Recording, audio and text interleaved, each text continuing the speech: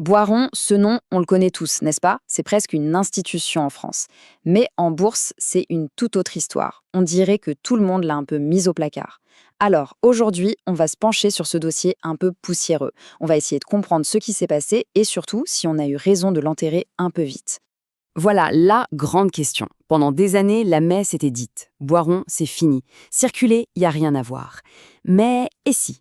Et si tout le monde s'était trompé? Parce que quand on regarde d'un peu plus près, il y a des petits indices, des choses qui clochent. Alors, on va jouer les détectives et tenter de démêler le vrai du faux. Bon, par où commencer notre enquête? Eh bien, par les preuves visuelles. Parce que souvent, bien avant de se plonger dans les bilans financiers, les graphiques boursiers nous racontent déjà une histoire. Et croyez-moi, celle de Boiron est particulièrement parlante. Alors, quelle est l'histoire officielle? Le mobile du crime, si on peut dire. C'est simple, c'est ce que tout le monde vous dira. Le déremboursement de l'homéopathie en France a été le coup de grâce. Point final. C'est la version qui a fait fuir tout le monde et qui a mis l'action au tapis. Mais cette histoire n'est-elle pas un peu trop simple? Ok, petit point technique, mais c'est super important. On va parler de zone de survente. Qu'est-ce que ça veut dire? En gros, ce n'est pas juste que l'action a baissé, c'est qu'elle a été littéralement pulvérisée. C'est comme si le marché avait paniqué et vendu, vendu, vendu, bien au-delà du raisonnable. C'est le signal que le pessimisme est à son comble. Et pour une boîte comme Boiron, arriver là, c'est quelque chose qu'on voit très, très rarement. Et là, attention, premier indice probant. C'est ce qu'on pourrait appeler la double peine. D'un côté, le prix de l'action est tombé plus bas que son support des 25 dernières années. Imaginez, c'est comme si le sol s'était dérobé sous ses pieds. Et de l'autre, si on la compare au reste du marché, au CAC 40, c'est encore pire. C'est une sous-performance massive du jamais vu. En clair, le marché n'a jamais été aussi négatif sur Boiron. C'est un signal technique extrêmement fort. Deuxième indice, et il est costaud celui-là, les cycles. L'analyse cyclique, c'est un peu comme regarder les marées de la bourse. Et qu'est-ce qu'elle nous dit? Que la marée basse, le point le plus bas du cycle, on l'aurait touché en août 2025. Mais le plus intéressant, c'est que depuis, la marée a déjà commencé à remonter. On est déjà à plus 33%. Et comme un cycle de hausse, ça dure en général autour de 3 ans, eh bien ça voudrait dire qu'on serait tout juste au début de la vague. Bon, les graphiques c'est bien, mais ça ne fait pas tout. Une action ne remonte pas par magie. Il faut qu'il y ait quelque chose de solide derrière, dans l'entreprise elle-même. Et c'est là que ça devient passionnant. Parce que pendant que le marché l'a considérée comme chaos, Boiron, elle, n'est pas restée les bras croisés. Loin de là. Alors, quel est le plan de bataille de Boiron? Il tient en 3 points. Un véritable triptyque de renaissance. D'abord, il se lance à fond dans les compléments alimentaires, un marché qui explose en ce moment. Ensuite, et c'est crucial, l'international. Ils vont chercher la croissance là où elle se trouve. Et enfin, troisième axe, la diversification dans les cosmétiques naturels. Ce n'est pas juste un petit pansement, c'est une réinvention complète de la boîte. Et est-ce que ça marche? Eh bien, il suffit de regarder les chiffres du premier semestre 2025. Accrochez-vous bien. Plus 23% de croissance en Amérique du Nord. Et plus 46% dans le reste du monde, en Asie, au Brésil. C'est énorme. Là, on ne parle plus d'un plan sur le papier. On parle de résultats concrets qui tombent maintenant. Et là, il faut vraiment mettre les choses en perspective.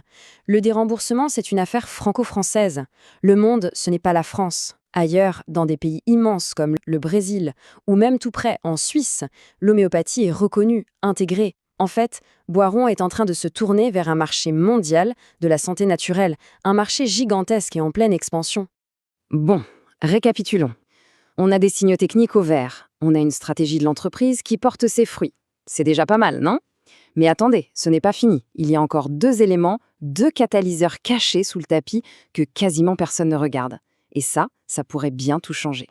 Premier angle mort, le silence radio. C'est simple, il n'y a plus personne sur le dossier. Un seul analyste financier qui suit le titre, c'est ce qu'on appelle un désert analytique. Fin 2024, on pouvait lire des titres comme « Affaire pliée ». C'est le parfait exemple d'un pari contrarien. Quand plus personne ne s'y intéresse, la plus petite étincelle peut mettre le feu aux poudres parce que personne ne s'y attend. Et le deuxième catalyseur, c'est une histoire de famille. En 2023, la famille Boiron a essayé de racheter toutes les actions pour sortir de la bourse. L'opération a raté de peu. Mais le résultat, c'est qu'aujourd'hui, la famille possède près de 80% de sa propre entreprise. Et ça change absolument tout. Regardez ce chiffre, 21%. C'est tout ce qui reste d'actions disponibles à l'achat pour le public. C'est ce qu'on appelle le flottant. Un flottant aussi faible, ça veut dire que l'offre est minuscule. Le moindre regain d'intérêt des investisseurs pourrait faire s'envoler les prix, tout simplement parce qu'il n'y a pas assez d'actions à vendre pour tout le monde. Alors, on met tout ça bout à bout.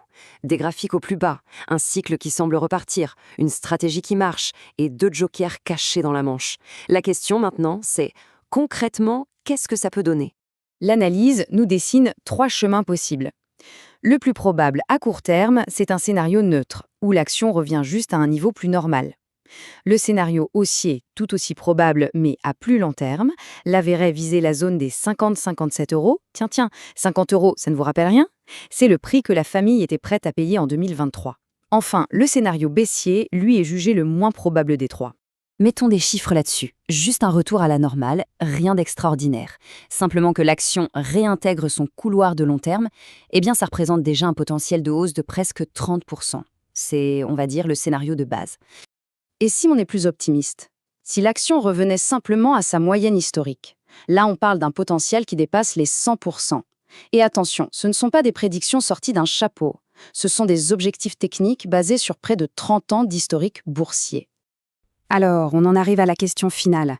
Est-ce que Boiron est ce qu'on appelle un piège de valeur, une action qui a l'air pas chère mais qui est juste un boulet? Ou est-ce qu'on est en train d'assister en direct aux prémices d'un comeback que personne n'avait vu venir? L'avenir nous le dira, mais une chose est sûre, l'histoire n'est peut-être pas tout à fait terminée.